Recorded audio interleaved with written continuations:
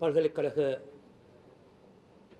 மாணவர்கள் தாக்கப்பட்டதும் பயங்கரவாத தடை சட்டத்தின் கீழே கைது செய்யப்பட்டு இன்று விசாரணைக்கு உட்படுத்தப்பட்டிருக்கின்ற நிலையிலே யாழ் பல்கலைக்கழக மாணவர்களை விடுதலை செய்கின்ற அமைப்பாக இந்த செயலை நாங்கள் வன்மையாக கண்டிக்கின்றோம். இந்த நாடு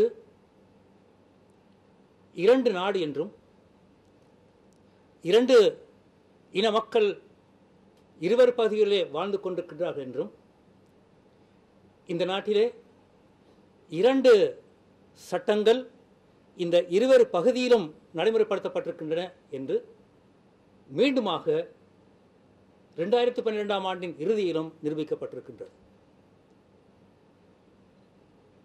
வடக்கின் மக்கள் ஒரு விதமாகவும் தெற்கின் மக்கள் இன்னொரு விதமாகவும் இந்த ஆட்சியாளர்களால் பார்க்கப்படுகின்றார்கள் என்று மீண்டுமாக நிரூபிக்கப்பட்டிருக்கின்றது இந்த ஆட்சியாளர்களால்.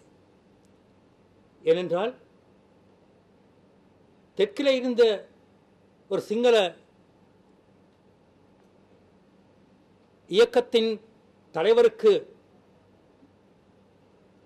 அவருடைய இறப்புக்கு அவர்கள் போராளிகள் என்று சொல்லப்படுகிறவர்களுக்கு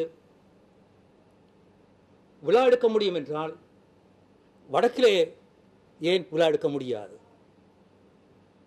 இங்கே பாதுகாப்பும் அனுமதியும் கொடுக்கப்படுகின்றது என்றால் வடக்கிற்கு அந்த பாதுகாப்பும் அனுமதியும் ஏன் இல்லை?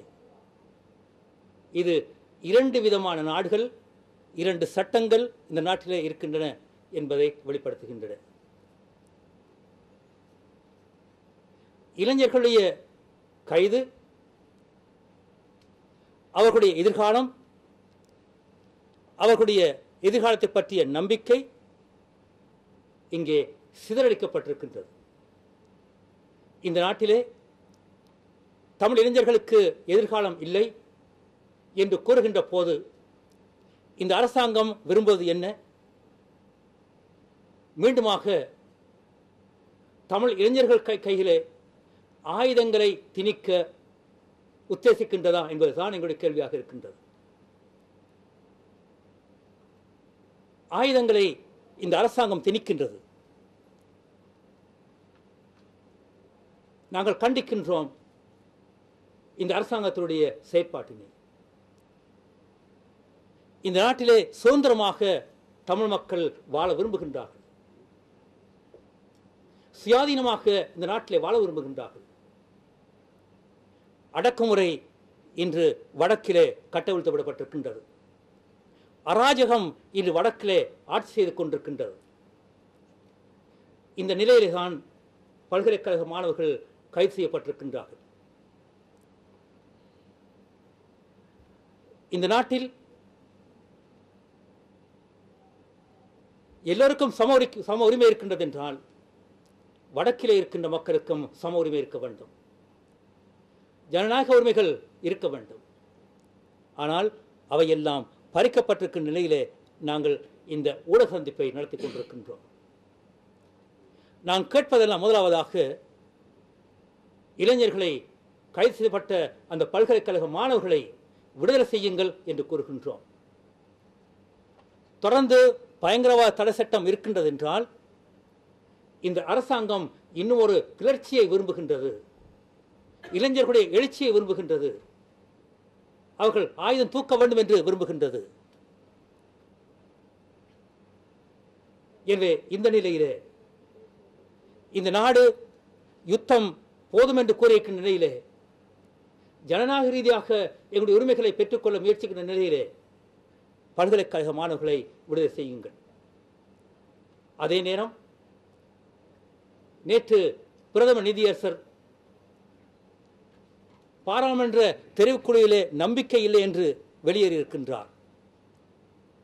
அப்படிப்பட்ட ஒரு தெரிவுக்குழுவுக்குத்தான் எங்களுடைய பிரச்சனைகளை கதைக்க வரும்படி அவர்கள் அழைக்கின்றார்கள். இந்த நாட்டின் பிரதம நீதியரசர் சிங்கள பெரும்பான்மை இனத்தை சார்ந்தவர். அவர் கூறுகின்றார் தெரிவுக்குழுவிலே நம்பிக்கை இல்லை என்று. அப்படி என்றால் தமிழ் மக்களுக்கு தமிழர்களுடைய அரசியல் தீர்வுக்கு இந்த தெரிவுக்குழுவிலே நம்பிக்கை வருமா? நம்பிக்கை வர முடியாது. இல்லை, இது நம்பிக்கையற்ற பாராளுமன்றம். இந்த நீதிமன்றங்கள் எல்லாம் தமிழர்களுக்கு எதிராகத்தான் செயல்பட்டிருக்கின்றன. தமிழர்களுக்கு எதிராக எடுக்கப்பட்ட எல்லா தீர்மானங்களையும், எல்லா பிரேரணைகளையும், எல்லா சட்டத்திட்டங்களையும் இந்த பாராளுமன்றங்கள் அங்கீகரித்திருக்கின்றன, இந்த நீதிமன்றங்கள் அங்கீகரித்திருக்கின்றன.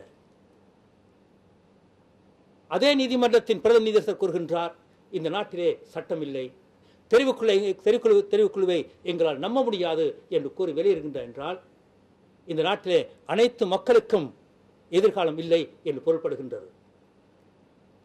இந்த நம்பிக்கையற்ற தன்மை, எதிர்காலம் பறிக்கப்பட்டமை யாழ்ப்பாணத்திலிருந்து ஆரம்பித்தது. இது இன்னும் இன்னுமாக தெற்கிலே தொடரப்போகின்றது என்ற அபாய குரலை நாங்கள் எழுப்புகின்றோம். பல்கலைக்கழக மாணவர்களை விடுதலை செய்கின்ற அமைப்பாக இது அபாய குரல். இந்த அபாயம் இன்று நீதிமன்றத்தில் ஆரம்பித்திருக்கின்றது. பாராளுமன்றம் என்பது அது நீதியான பாராளுமன்றம் அல்ல. அங்கு இருக்கின்ற பெரும்பான்மை நீதியோடு ஏற்பட்ட பெரும்பான்மை அல்ல, அநீதியான முறையிலே பெற்றுக்கொள்ளப்பட்ட ஒரு பெரும்பான்மை. இந்த பெரும்பான்மை கொண்டிருக்கின்ற பாராளுமன்றத்திலே, இந்த ஆட்சியாளர்களிடத்திலே நாங்கள் நல்லதை பெற முடியாது, எதிர்காலத்திலே நம்பிக்கை வைக்க முடியாது. இளைஞர்களை மீண்டும் ஆயுதம் தூக்குவதற்கு உரமிட வேண்டாம். இந்த நாட்டிலே சமாதானமாக ஜனநாயக ரீதியிலே தங்களுடைய உரிமைகளை பெற்றுக்கொள்வதற்கு ஆயத்தமாக இருக்கின்ற சூழ்நிலையிலே பயங்கரவாத தடை சட்டத்தை மீண்டுமாக அமுல்படுத்தி இந்த அரசாங்கம் தாங்கள் பயங்கரவாதிகள் என்று கூறுகின்றது. எனவே இந்த பயங்கரவாத அரசாங்கத்திலிருந்து மக்கள் விடுதலை செய்யப்பட வேண்டும் என்றால் வடக்கின் மக்களும் தெற்கின் மக்களுமாக ஒன்று சேர வேண்டும் என்பதுதான் எங்களுடைய குரலாக இருக்கின்றது.